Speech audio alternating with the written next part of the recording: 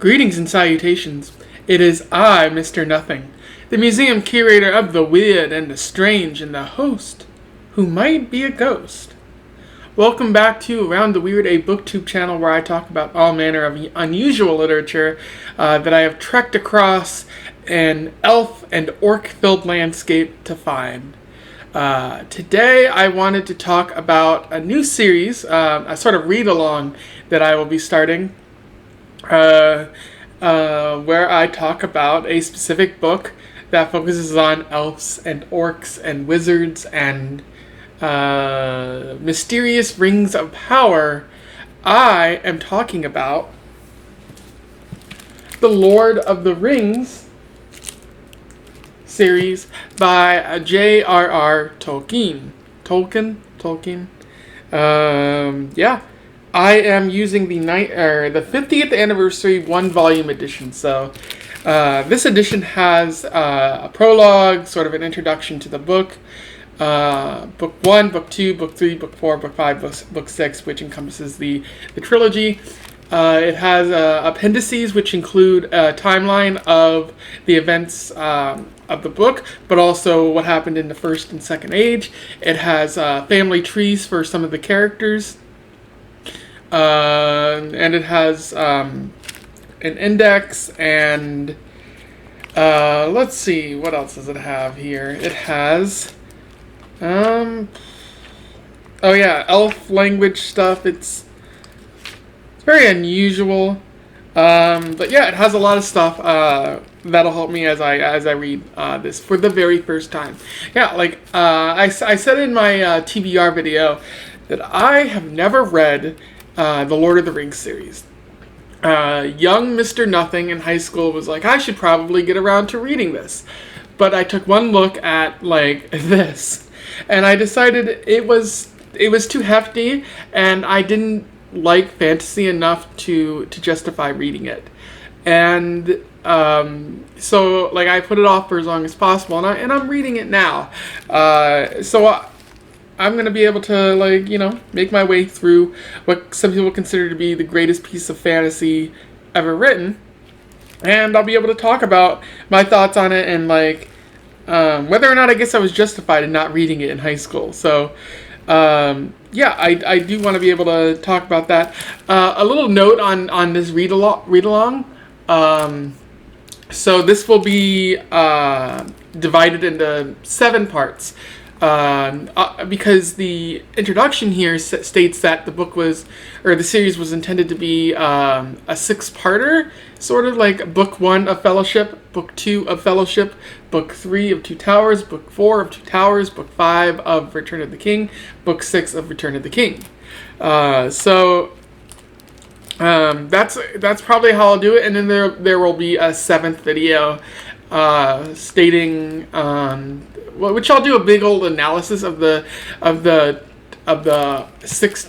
trilogy as a whole, and I'll talk about whether I liked it, which I'll do throughout the individual videos as well. Whether I was justified in not reading it when I was younger. I'll talk about what I like, what was strong in the series, what was weak in the series, and then the overall franchise as the whole, and whether it still holds up 50-something years later. Because these books were written in the 60s, which I thought they were written earlier than that, so that's interesting to me. But we'll see. I only have the movies to go on, but I've already seen that it quite varies a little bit from the movies, but there was an attempt by Peter Jackson to remain faithful to this source material, which I think a bunch of fans of the series must have really enjoyed. Yep. So without further ado, I guess here is my summary and analysis of Book 1. So Book 1, which I'm including with the prologue here. It starts with a sort of, in case you missed it, kind of summary. It talks about what hobbits are, like how they differ from other kind of groups on Middle Earth. It talks about the Shire and what goes on there, and then it talks about sort of a summary of The Hobbit, where Bilbo went on a grand adventure and he found a ring from a weird disfigured hobbit dude who wanted to eat him, and he tricked him into giving him the ring, and that upset the weird disfigured hobbit dude, who would later on become Gollum, or was already Gollum, but would be named Gollum later on. So it really talks about how Bilbo got the ring, and he didn't know the significance of the ring at the time. Although, based on the powers that it had, I think he began to suspect that it wasn't what it appeared to be at first. An interesting note is that when I was doing some research, like looking up the story and looking up The Hobbit, I found out that in the original edition of The Hobbit, like Gollum and Bilbo parted ways amicably. Gollum didn't mind that he took the ring with him at first, and it's only after the Lord of the Rings series came out and Tolkien came to understand that he wanted to make the ring more than what it was, that he re-edited the books to reflect that Gollum was angry about losing the ring now, which I think is interesting, and it must have been weird to the people who read the first edition for the ring to suddenly matter so much. But I don't know anybody who read those first editions, so and the book came out in the 30s, so who knows if those people are still alive. So you can question what their thoughts on how that change went.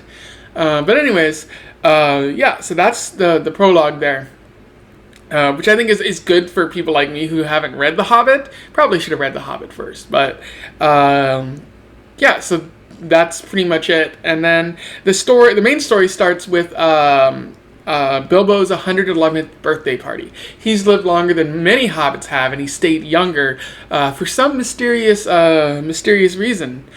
He's invited 144 guests, which is the sum of his age and his heir's age. His heir is Frodo, his nephew. It's the person he's the closest to.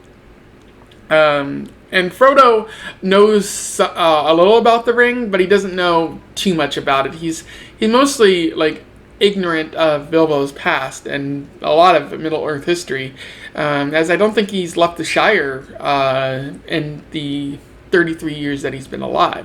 At the party, Bilbo announces that he likes some of the people who are there, but he hates a majority of them, and it's decided that he's going to move on with his life. And he disappears, which it causes quite a hubbub, although some people attribute that to Gandalf, who's a wizard who is at the party and is kind of Bilbo's closest friend. Like, Bilbo goes back to his house and Gandalf is there and he confronts him, and he says, make sure that Frodo gets the ring. This is his sort of inheritance. And Gandalf finds the ring to be quite curious. Like, he's asked Bilbo multiple times about it, and I think Bilbo's lied to him a few times, but he told him the truth about how he found the ring. But Gandalf doesn't really know what the true nature of the ring is at this point. But Gandalf ends up giving the ring to Frodo, but he's like, okay, but before we move any further, I'm going to go do some research on this. And then 18 years pass, which is weird. It's such a weird time jump.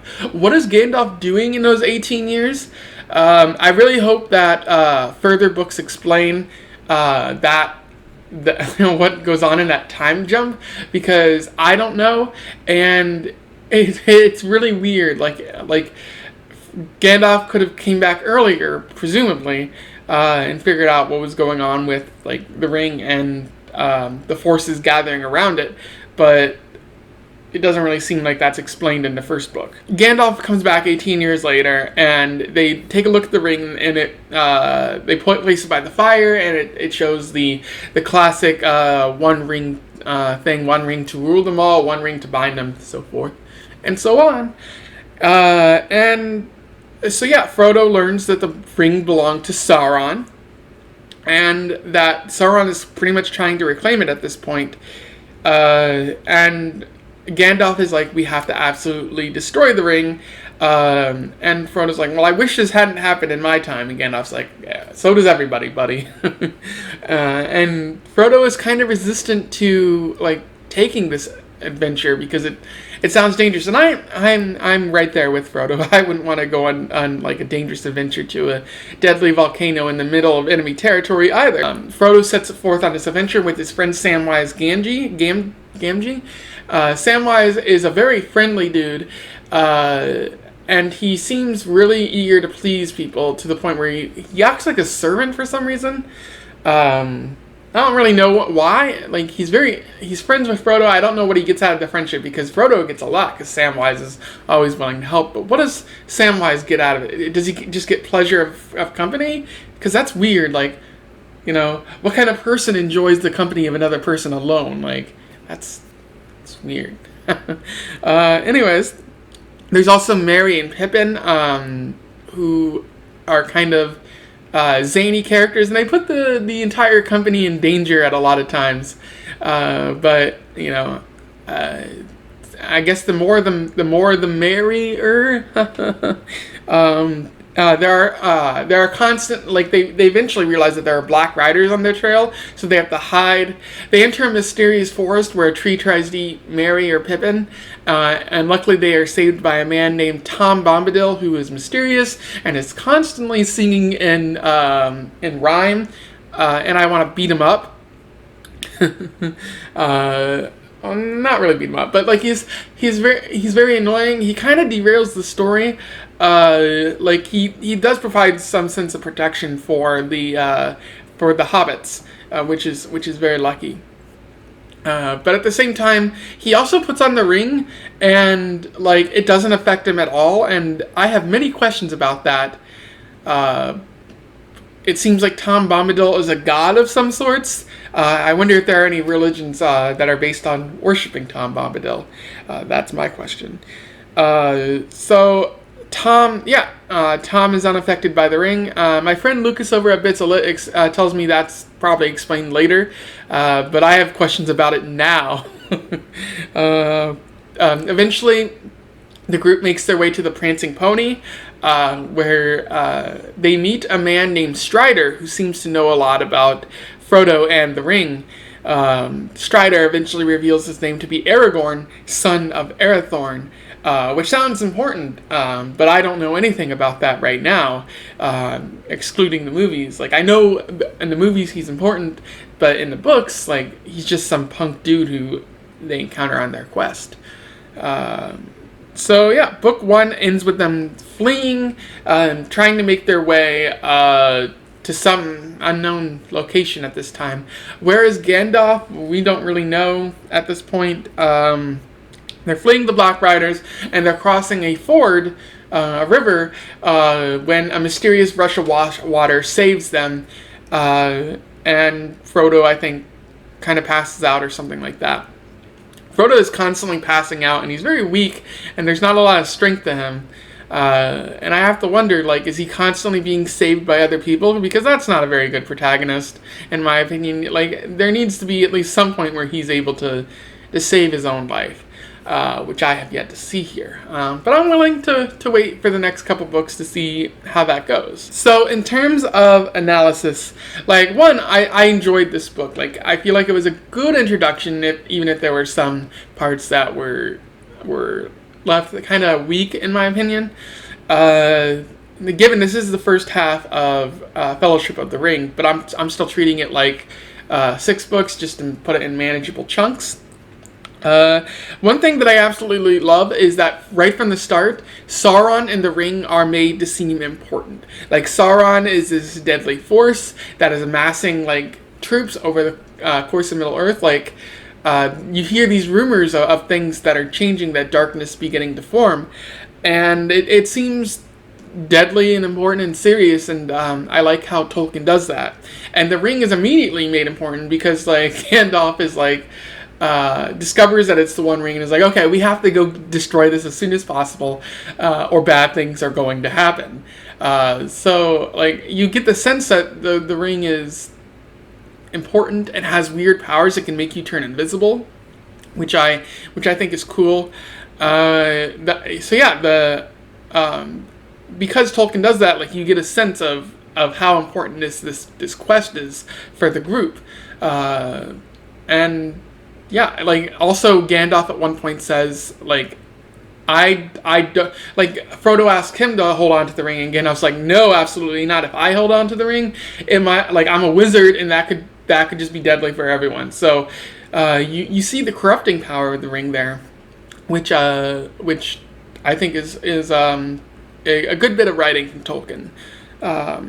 Another thing that I find interesting, and I would say I like it, is how closely this follows Joseph Campbell's Hero with a Thousand Faces, the Monomyth, which for those that don't know is just the basic structure of the classic adventure story, where you have a character who's called to adventure, goes on a quest, is reluctant to come home, but ultimately does come home.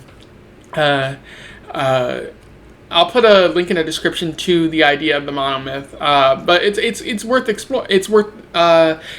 thinking about as you read the story, because of how closely it follows that structure.